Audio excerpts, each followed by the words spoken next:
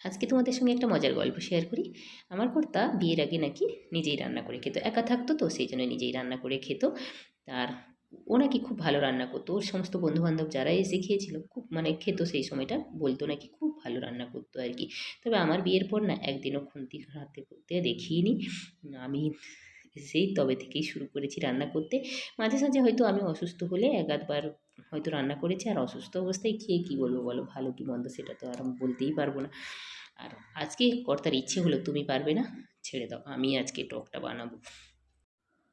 Hello friends, good morning. দেখো সকালবেলা এখানে আলু কুঁদরি ভাজা করেছি, মাছ জলে রেখে দিয়ে চলে এসেছি, চাটা তো খেয়ে নিয়েছি, কর্তাও বেরিয়ে গেছে। তারপর বাইরে এসেছি, দেখো এই কয়েকদিন আগে আমাদের এখানটায় অনুষ্ঠান হয়েছিল, আমাদের এই পিছনটাতে। আর অনুষ্ঠানের পর তো জানোই বাঁশ পড়ে আছে এখনও, আর চারদিকে এত আবর্জনা জমা করে রেখে দিয়ে মানে ফেলে দিয়ে গেছে, সেগুলোকে আমি ঝাঁট দিয়ে দিয়ে এইভাবে আগুন দিয়ে পুড়িয়ে নিচ্ছিলাম আর কি।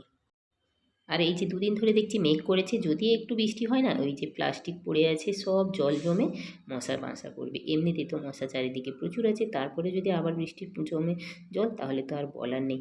এগুলো মানে করতে এসেছি, এখনও স্নান হয়নি, কিন্তু গিয়ে স্নান করব, তারপরে তো রান্না করব। চলো তোমাদের যেটা বলবো বলে গল্পটা শুরু করলাম। হ্যাঁ, আমার কর্তা ওই যে বললাম না, মানে আজকে ইচ্ছে হয়েছে চন্দনী মাছের টক বানাবে। তো হোক, ঠিক আছে, আমিও সমস্ত রান্না করে নিয়েছিলাম। তারপর কর্তাকে দিলাম যে টকটা তুমি রান্না করো। মাছ টাছ ভেজে তুলে নিয়েছি। তারপর ও মা, রান্না তো করলো, এমনভাবে টকটা বানালো কেউই মুখে দিতে পারছে না আর কি। এত টক দিয়ে দিয়েছে যে কি বলবো, কেউ মুখে দিতে পারছে না। সবচেয়ে মজার বিষয় কি জানো তো, টকের মধ্যে লবণটাই দিতে ভুলে গেছে, যার জন্য টকটা আরও বেশি টক লাগছিল, আর কেউ খেতে পারছিল না আর কি। তো আর আমি যেই বললাম যে কী গো, এত পাকা পুজোরি কী হলো আজকে, বলছে জানো তোমার দোষ, তুমি কেন লবণটা চেখে দাওনি। এবার ভাবো, একজন রান্না করবে আর একজন চেখে দেবে যে কতটা লবণ হয়েছে।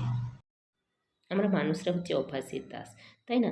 যদি অভ্যাস না থাকে, 20 বছর আগে রান্না করেছো ঠিক আছে, কিন্তু 20 বছর পর তুমি এসে হঠাৎ করে বলবে আমি সেই আগের মতো করে ফেলবো, সেটা তো কখনো সম্ভব নয়, তাই না? এটাই কর্তাকে বললাম যে দেখো, যতই বলো আমরা মেয়েরা যতটা মানে করে রান্না করতে পারবো, পুরুষ মানুষরা না হয়তো একদিন, এতদিনই করনি মানে করতে পারবে না। আর কর্তা এটা স্বীকারই করলো না। বুঝতে পেরেছো? এটাই হয়।